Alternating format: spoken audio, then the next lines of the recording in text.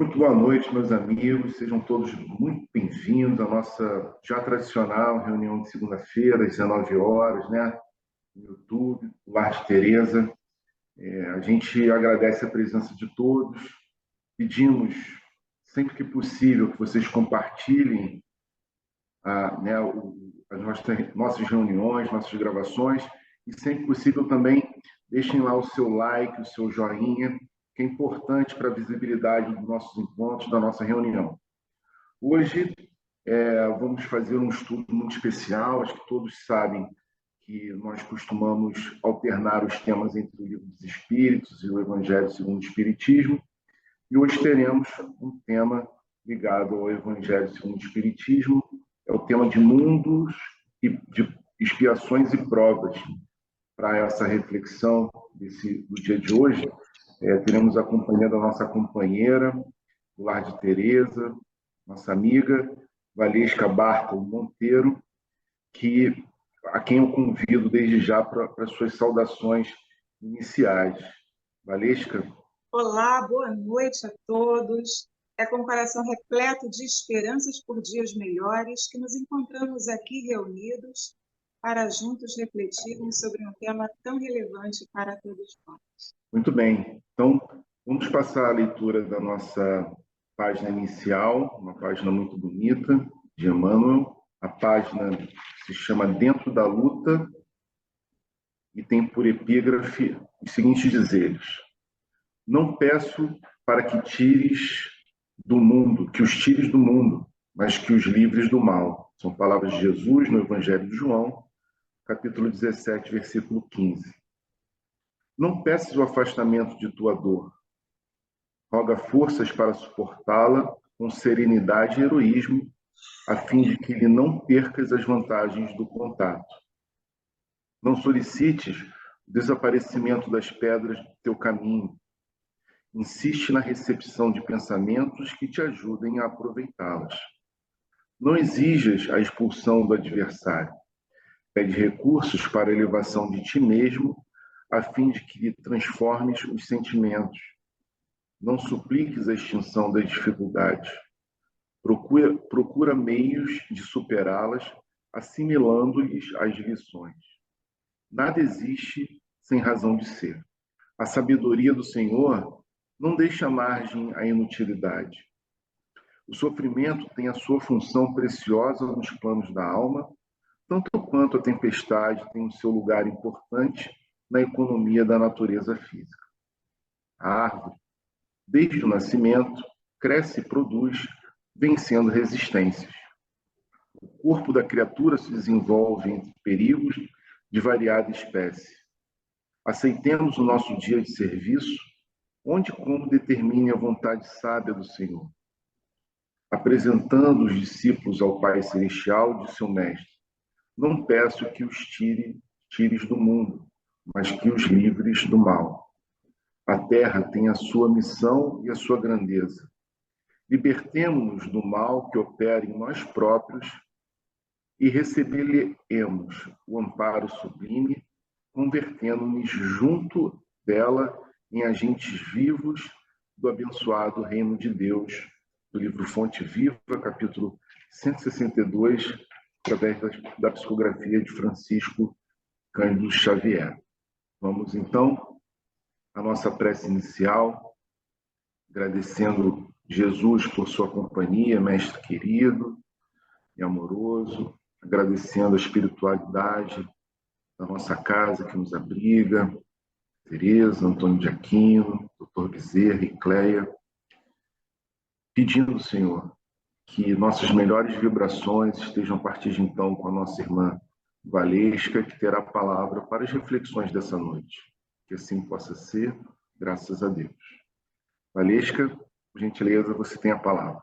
Graças a Deus, graças a Deus. Então, vamos dar início ao estudo desta noite, examinando com muita atenção os preceitos fundamentais que Kardec nos apresenta no capítulo 3º de O Evangelho segundo o Espiritismo, intitulado Há Muitas Moradas na Casa de Meu Pai, capítulo que embasa o princípio da pluralidade dos mundos habitados.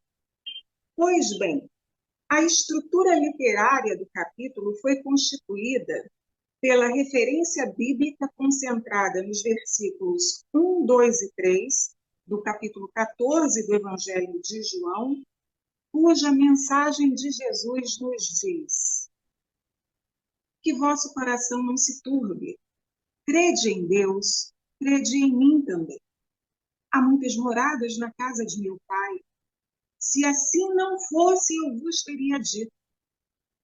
Pois vou para preparar-vos um lugar, e depois que me for e que vos tiver preparado um lugar, eu retornarei e vos levarei comigo, a fim de que, onde eu estiver, vós aí também estejais. Na sequência, Kardec, em 3 artigos, didaticamente com seu enorme poder de síntese, e com base na mensagem extraída do Evangelho de João, ele nos explica os diferentes estados da alma na erraticidade, as diversas categorias de mundos habitados e a destinação da Terra, causa das misérias humanas. E aí, por derradeiro, para finalizar, como complemento a cada preceito, lá nas instruções dos Espíritos, ele anexa um conjunto de 4 mensagens que foram assim denominadas: mundos superiores e mundos inferiores. Resumo do ensinamento de todos os espíritos superiores. Mundos de expiações e de provas. Assunto central deste nosso encontro, de autoria de Santo Agostinho.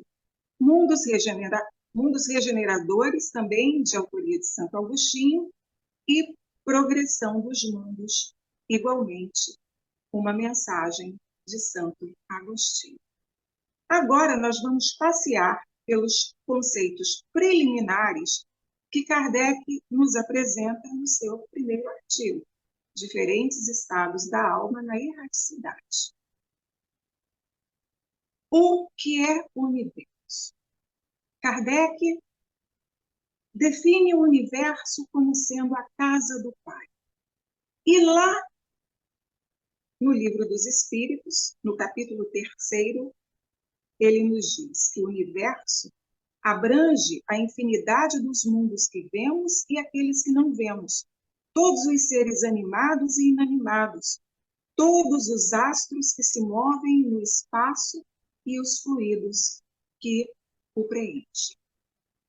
Mas o que seriam, então, as diversas moradas? As diversas moradas são os mundos que circulam no espaço infinito.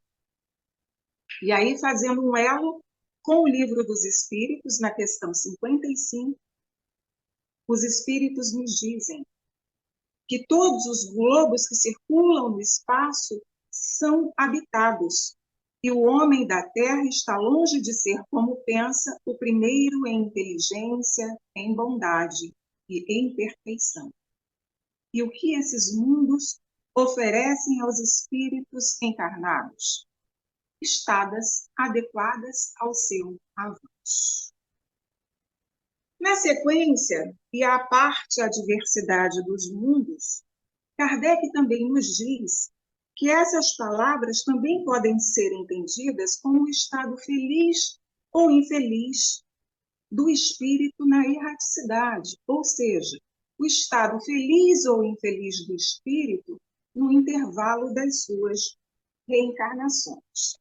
Agora, nas linhas do 2º artigo de Kardec, denominado Diversas Categorias de Mundos Habitados, o codificador nos diz, primeiro, que esta classificação é uma classificação relativa, que esta classificação está de acordo com o grau de adiantamento ou de inferioridade dos seus habitantes, e que esta classificação ela obedece a uma escala gradativa de evolução em razão do seu estado e da sua destinação, assim como fez com a escala espírita apresentada no Livro dos Espíritos, do item 100 ao item 113. Agora, importa considerar que tanto as classificações dessas diversas categorias de mundos habitados, como as qualificações, todas elas descritas no texto, foram pensadas por Kardec para facilitar o nosso entendimento. No item 3, Kardec nos informa que resulta do ensinamento dado pelos espíritos que os diversos mundos estão uns em relação aos outros em condições muito diferentes quanto ao grau de adiantamento ou de inferioridade dos seus habitantes. Neste ponto, exatamente neste ponto, ele inicia a diferenciação entre os mundos superiores e os mundos inferiores, tratando, pois, assim, de uma classificação básica. E tomando a Terra como um ponto de comparação, ele evolui na sua narrativa, dizendo que da totalidade do conjunto dos mundos habitados, há aqueles cujos habitantes são ainda mais inferiores que os da Terra, tanto física quanto moralmente, outros estão no mesmo grau e outros lhes são mais ou menos superiores em todos os sentidos. E finaliza este item terceiro mostrando 3 características dos mundos inferiores, que seriam, nos mundos inferiores, a existência totalmente material, as paixões reinam soberanas e a vida moral é quase nula.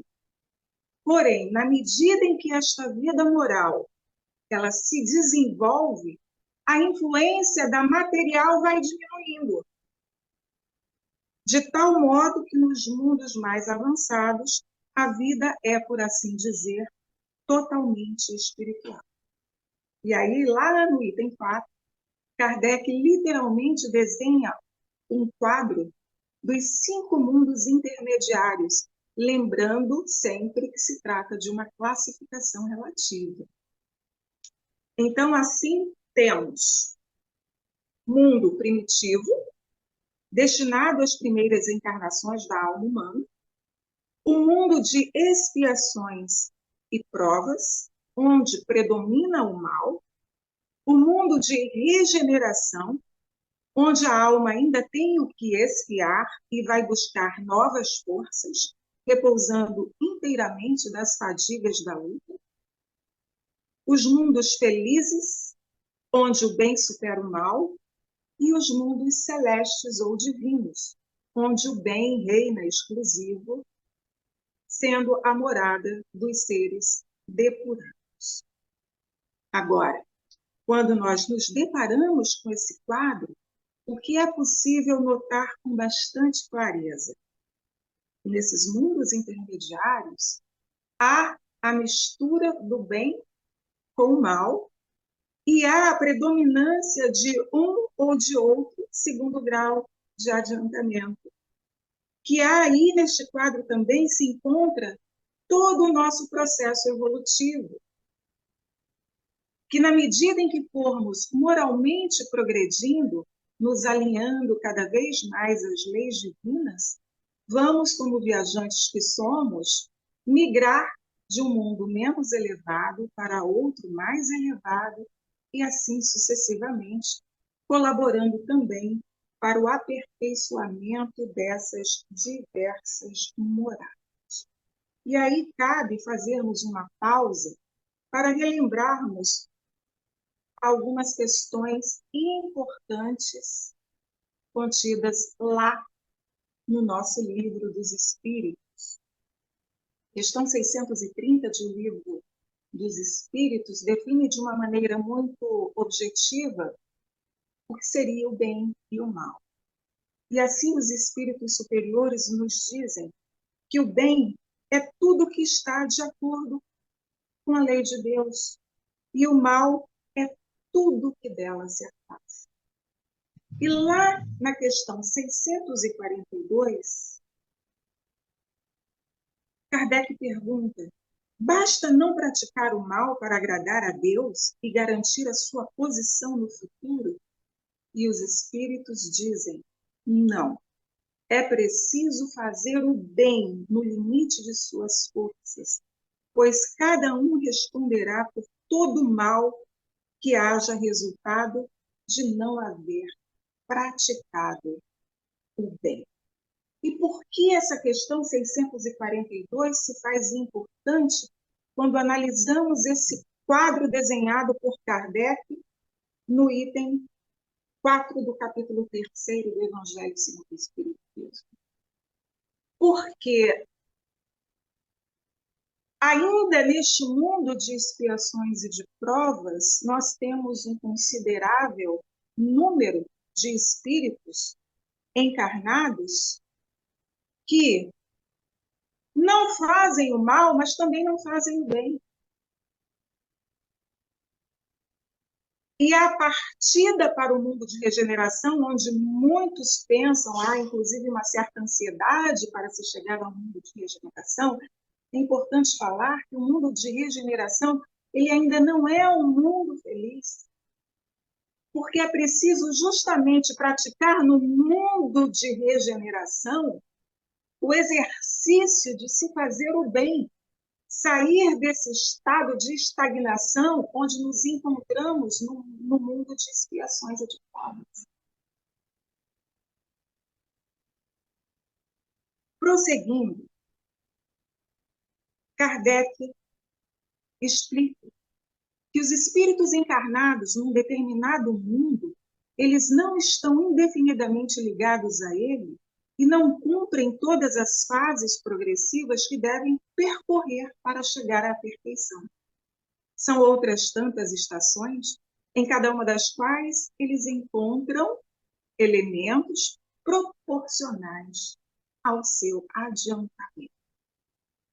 E aí, muita atenção para o final do item 5. Muita atenção neste parágrafo final, onde Kardec diz para os espíritos é uma recompensa passar a um mundo de ordem mais elevada, como é um castigo prolongar a sua estada no mundo infeliz ou serem relegados a um mundo ainda mais infeliz que aquele que são forçados a deixar quando estão obstinados no mal.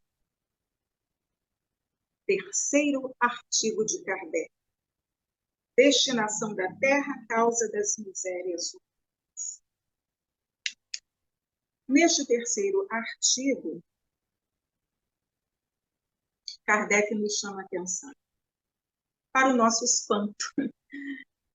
Espanta encontrar-se na terra tanta maldade e más paixões, tantas misérias e enfermidades de todo tipo. E conclui-se que a espécie humana é uma triste coisa. Esse julgamento provém do limitado ponto de vista a partir do qual é emitido e que dá uma falsa ideia do justo. É preciso considerar que não se vê sobre a terra toda a humanidade, mas uma pequenina fração dela. Vamos parar por aqui. Parar por aqui para lembrar a importância do estudo do livro A Gênese, que vem detalhar ainda mais tudo o que está posto aqui, neste capítulo 3º. E prosseguindo ainda neste terceiro artigo, Kardec nos sugere imaginar a Terra como sendo um subúrbio, um hospício, uma penitenciária, um país malsão. Pois é, ela é tudo isso ao mesmo tempo e compreender-se-á por que as aflições sobrepujam os prazeres. Ora, do mesmo modo que numa cidade nem toda a população está nos hospícios ou nas prisões, nem toda a humanidade está sobre a terra. Assim como se sai do hospício quando se está curado e da prisão quando se cumpriu a pena, o homem deixa a terra por mundos mais felizes. Atenção, muita atenção para este momento. Vou, inclusive, repetir. O homem deixa a terra por mundos mais felizes quando está curado das suas enfermidades morais. Gostaria de fazer uma outra pausa para falar sobre a importância de termos em mente que precisamos cuidar das nossas enfermidades morais, porque, como estamos encarnados, é natural que, diante da dor que aflige o nosso corpo material, nós busquemos dar prioridade à cura das nossas enfermidades, das enfermidades que acometem o nosso corpo físico.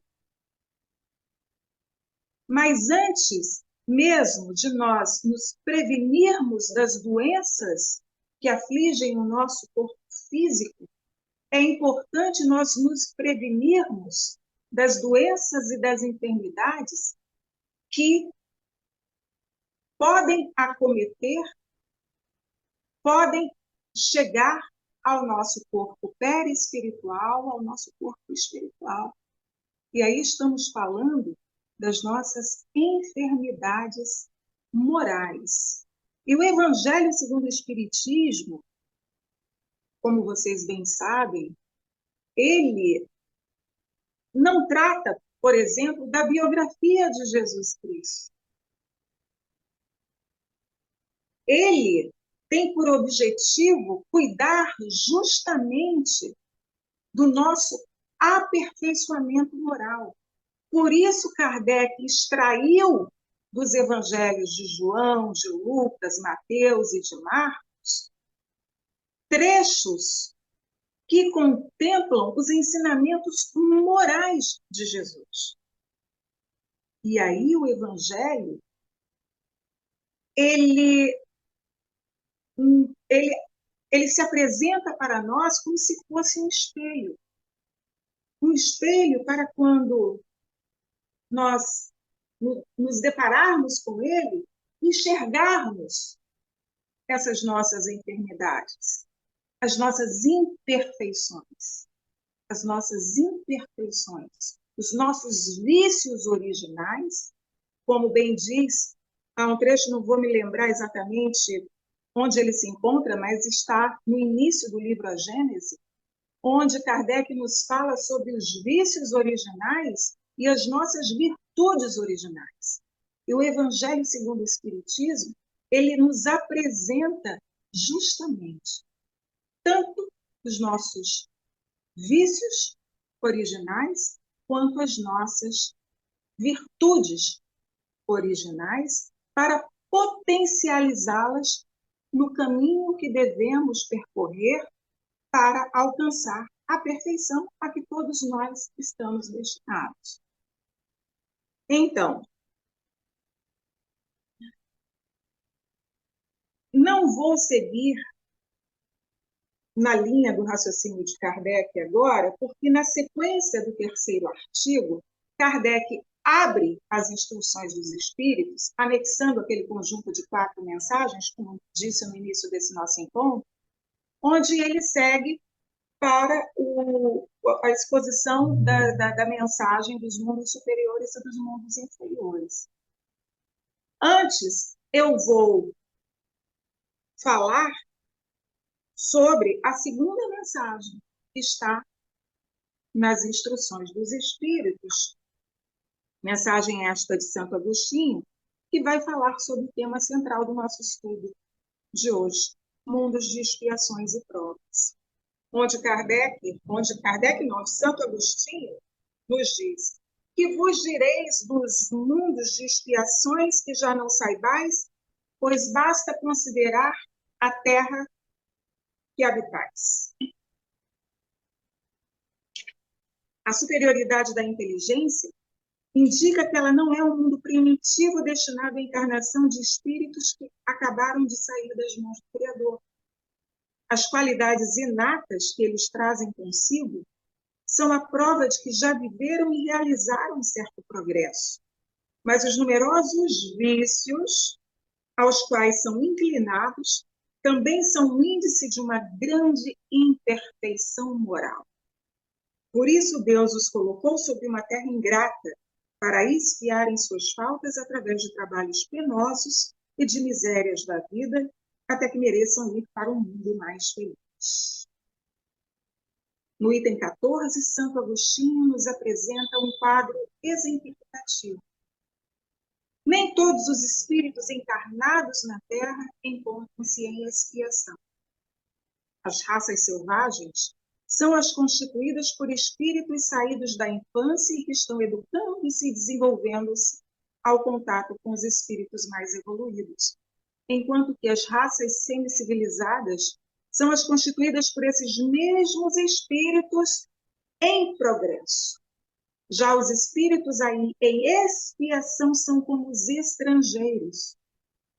Já viveram em outros mundos dos quais foram excluídos em consequência da sua obstinação no mal e por serem motivos de perturbações para os bons, foram relegados por um tempo a conviver entre os espíritos mais atrasados e têm por missão fazê-los avançar, pois levaram consigo a inteligência desenvolvida e o germe dos conhecimentos adquiridos, e por isso encontram-se espíritos punidos entre as raças mais inteligentes. São para estas também que as misérias da vida têm maior amargura por terem maior sensibilidade e serem mais afligidas pelo pesar do que as raças primitivas, cujo senso moral é mais obediente. E concluindo esta mensagem, Santo Agostinho nos diz que a Terra fornece-se como um dos tipos de mundos expiatórios, cujas variedades são infinitas, mas que tem por caráter comum servir como local de exílio a espíritos rebeldes à lei de Deus. Espíritos que continuam infringindo as leis divinas, as leis naturais. Esses espíritos têm que lutar de uma só vez contra a perversidade dos homens e a inclemência da natureza. Trabalho duplamente penoso que desenvolve ao mesmo tempo as qualidades do coração e da inteligência. E é assim que Deus reverte o próprio castigo em favor do progresso do espírito. Então, meus queridos e minhas queridas, como estamos observando, depende de nós migrarmos para mundos mais elevados, tanto quanto depende de nós colaborarmos para que esses mundos melhorem cada vez mais. Para finalizar, eu vou fazer um apanhado geral sobre os mundos superiores e os mundos inferiores, onde os espíritos superiores nos dizem que, tomando a Terra novamente como um ponto de comparação, é possível ter uma ideia do estado de um mundo inferior, supondo-se nele o homem no mesmo grau evolutivo das raças selvagens ou das nações bárbaras que ainda se encontram na superfície terrestre e que são restos do seu estado primitivo. Nos itens 8 e 9, eles também nos apresentam um quadro muito interessante de ser notado e desenhado por nós, onde eles dizem que nos mundos inferiores os seres são, de certo modo, mais rudimentares, têm forma humana, mas sem beleza. Os instintos não são temperados por nenhum sentimento de benevolência, nem pelas noções de justo e injusto. A força bruta faz a lei sozinha. Sem indústria e sem invenções, os habitantes gastam a vida na conquista de seu alimento, enquanto que nos mundos superiores as condições da vida moral e material são muito diferentes do que aquelas que encontramos aqui na Terra. A forma do corpo é humana, mas é embelezada, aperfeiçoada e purificada O corpo não está sujeito às necessidades, às doenças, nem às deteriorações. A leveza dos corpos torna a locomoção rápida e fácil. O corpo, ao invés de se arrastar na superfície do solo, desliza, plana na atmosfera, apenas pela vontade. A longevidade é maior porque é proporcional ao grau de avanço dos mundos. A morte não tem nada dos horrores da decomposição. Durante a vida, a alma, não estando encerrada em matéria compacta, irradia e goza de uma lucidez que a põe num estado quase permanente de emancipação e permite, assim, a livre transmissão do pensamento. Nesses mundos felizes, as relações entre os povos são sempre amigáveis, nunca são perturbadas pela ambição de escravizar o vizinho, nem pela guerra, que é a sua consequência. Só a superioridade moral e intelectual estabelece a diferença das condições e dá a supremacia. A autoridade sempre é respeitada porque só é conseguida pelo mérito se exerce sempre com justiça. O homem, ele não procura elevar-se acima do homem, mas acima de si mesmo, aperfeiçoando-se. Seu objetivo é chegar entre os espíritos puros, uma nobre ambição que o faz estudar com ardor para conseguir igualar-os. O mal não existe nesses mundos. Enquanto que aqui no nosso mundo ainda há necessidade do mal para se sentir o bem, da noite para se admirar a luz e da doença para apreciar a saúde. Lá, nos mundos superiores, esses contrastes não são necessários. Entretanto, esses mundos que são mais afortunados, eles não são privilegiados por Deus, porque Deus não é parcial com nenhum dos seus filhos. Faz que partam todos do mesmo ponto. E aí, vamos novamente lá para a questão 121 do Livro dos Espíritos. Fomos criados simples e ignorantes, ou seja, tão aptos para o bem quanto aptos para o mal. Então, o Criador, ele não dota nenhuma das suas criaturas mais do que os outros. Os primeiros postos são acessíveis a todos. Cabe-lhes conquistá-los através de seu trabalho e atingi-los o mais cedo possível ou abandonar-se durante séculos e séculos nas baixas camadas da humanidade. Então, feitas essas considerações no estudo desta noite, eu me despeço de vocês, rememorando sempre que o Evangelho segundo o Espiritismo é, sem sombra de dúvida, um companheiro indispensável para o nosso autoaperfeiçoamento. Muito obrigada pela atenção de todos, obrigada ao Lar de Teresa pela confiança e pela oportunidade que oferece a mim e a todos nós de estudarmos e trabalharmos sempre. Nossa, que alegria poder ouvir a Valesca, suas reflexões, seus posicionamentos, trazendo de maneira clara, bem objetiva, as questões que envolvem esse tema que é tão rico para todos nós, também nos inspira a seguirmos caminhando, né, na direção do nosso aperfeiçoamento. E a gente agradece muito a Valesca pela sua disponibilidade, pelo seu carinho, por estar aqui conosco nesse momento.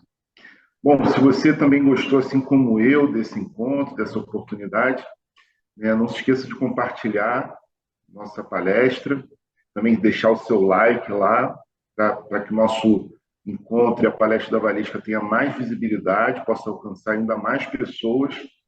E te convido desde já, para que você possa estar junto conosco na nossa próxima segunda-feira, também às 19 horas, onde faremos um estudo sobre o Livro dos Espíritos. Bom, Vamos encaminhando para o nosso final. Então, vamos fazer a nossa prece de encerramento, né? Agradecendo mais uma vez a Jesus, né? Nosso mestre querido, agradecendo a Tereza, Antônio de Aquino, por esse momento que nós podemos nos encontrar para refletirmos sobre a doutrina espírita, né? O nosso Consolador prometido.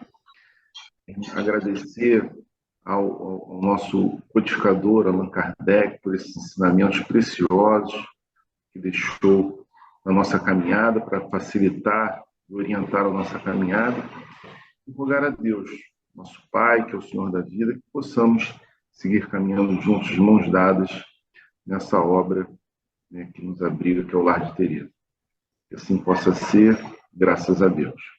Meus amigos, muito obrigado mais uma vez por sua companhia, que muito nos honra, e agradecendo a sua presença, damos nosso tchau e até a próxima. Boa noite para todos.